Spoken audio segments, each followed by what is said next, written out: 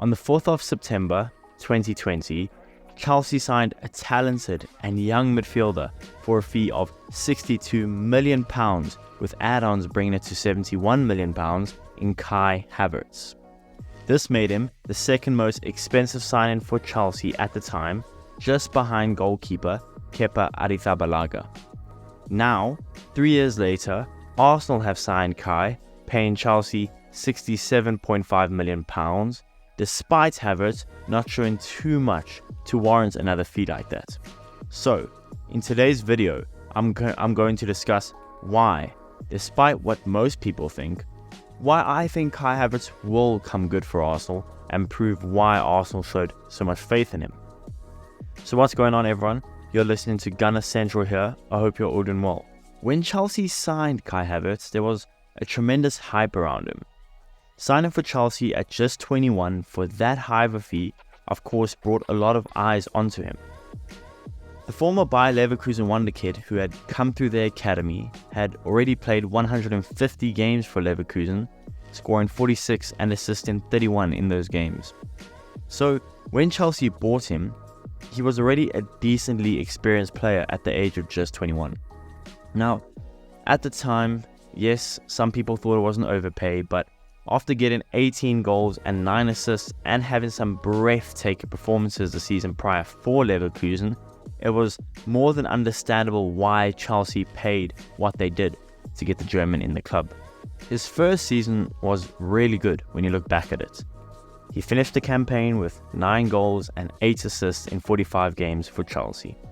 Now, his numbers don't necessarily jump off the page, but he had some really good performances and scored the winning goal in the Champions League final to get Chelsea their second UEFA Champions League trophy.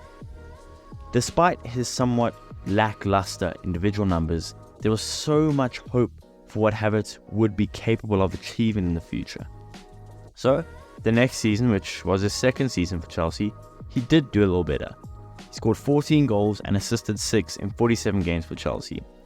He kind of added another arrow to his bow and showed us all that he could play as a starting striker.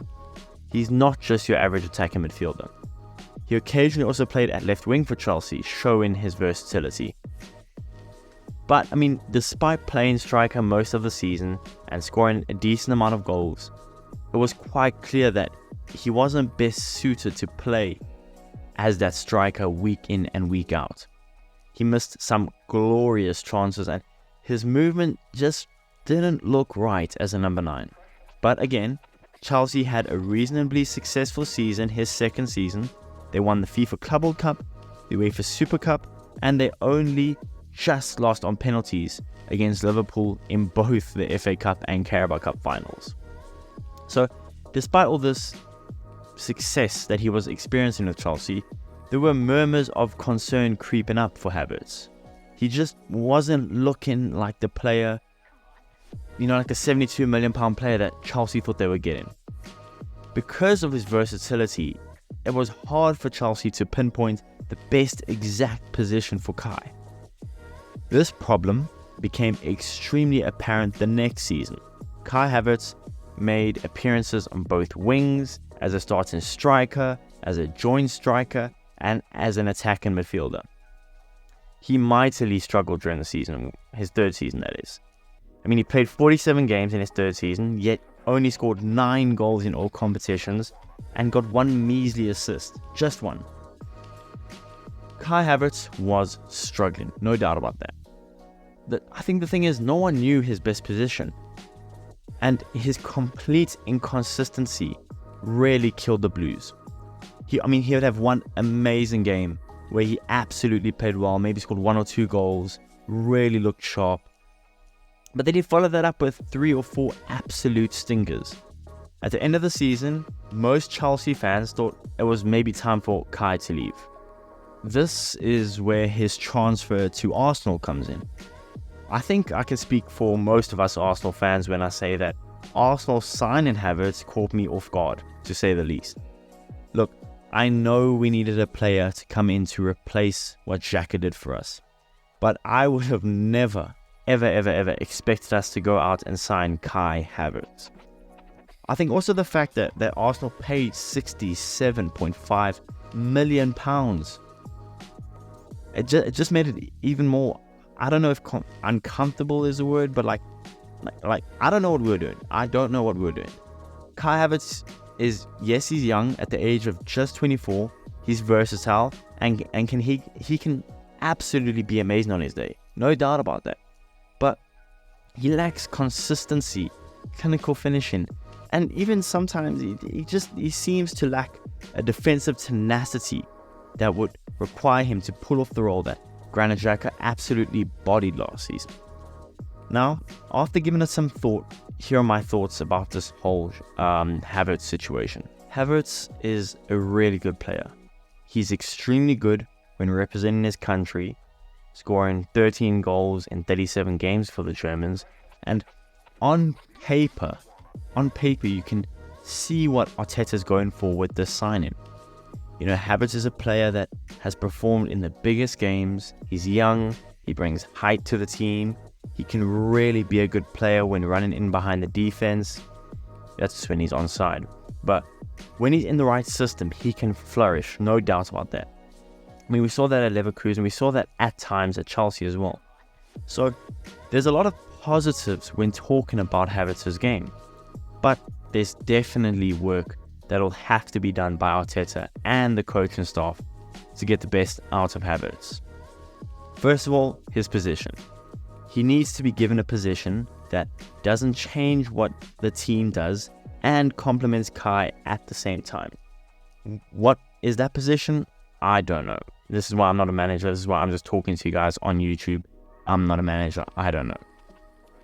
But in the first few games, with him being that extra body in midfield, you might not agree with this and tell me if you don't, but I think he has given us glimpses, small glimpses of how it could work with him being that extra body in midfield next to Odegaard and Rice. But at the same time, he also hasn't really given much. Look, he isn't defensively good enough to play that Xhaka role of last season. We get caught out on the break a lot, and the lack of Kai tracking back and being defensively tenacious has hurt us. Now, I'm not going to blame him only for Arsenal's struggles. I say struggles, we 7 points from possible 9, but I'm not going to blame him alone for our struggles this season.